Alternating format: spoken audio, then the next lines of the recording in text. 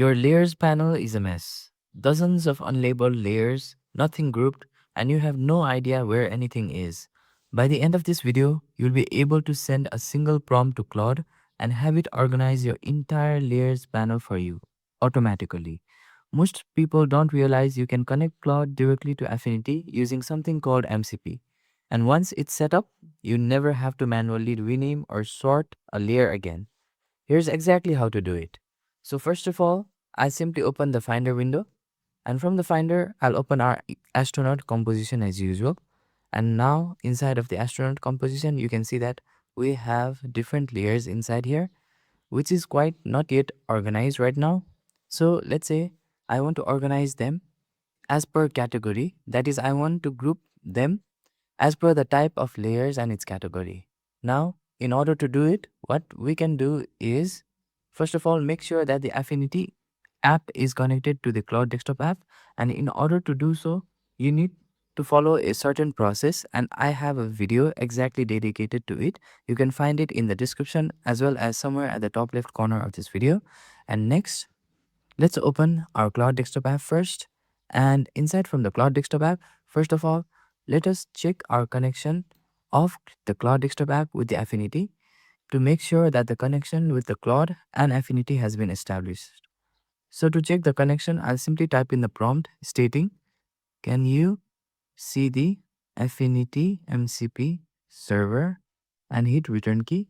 And now you can see that Claude is processing and providing a positive response that yes, it does see the Affinity MCP server and its available tools.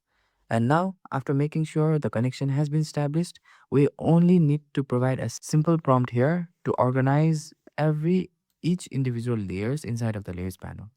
So now we'll simply provide our Claude a simple prompt to organize these layers. So right now I have provided this simple prompt here to Claude, which states that in the current document in Affinity named astronaut composition, which is this particular document, and it's always a best practice to specify the name of the document so that Claude can identify which document are we referring to. And please analyze and rename the layers and appropriate names. So basically, Claude would analyze and rename each individual layers with their appropriate names after analyzing them, then organize all the layers accordingly as per the type and name of the image layers. So this is the basic simple prompt that we are giving right now. So in order to execute, I'll simply click on the return key in the keyboard. And if you're using Windows, you can hit the enter key, and let's check out what will happen. Now Claude is thinking and executing different scripts here. So let us give Claude a few minutes in order to complete the process of execution. Now it's saying that it has enough SDK knowledge and it's proceeding further with thinking. Now it's rendering the spread to visually analyze the composition before making naming decisions. Now it's responding by saying that it can see the full composition clearly, and it's reading different command documents to execute our scripts and processes further, stating that it has all the information that it needs, and it is also listing everything that is inside of the layers panel right here. Now it's executing the full rename and organization of the script. And now you can see here on the right hand side inside of the layers panel live that it has successfully grouped each individual images inside of the relevant group. For example, they have included all the debris image inside of the space debris group right here. They have included, or Claude has included, all the astronaut images inside of the astronauts group right here, as well as group the background layers separately. Now let us give Claude few more minutes in order to complete the execution process right here, and then we'll get back to Affinity and check out what actually it has done inside of the layers panel. Now it's providing the summary of what it has executed, in addition to giving the total number of layers inside of the summary here.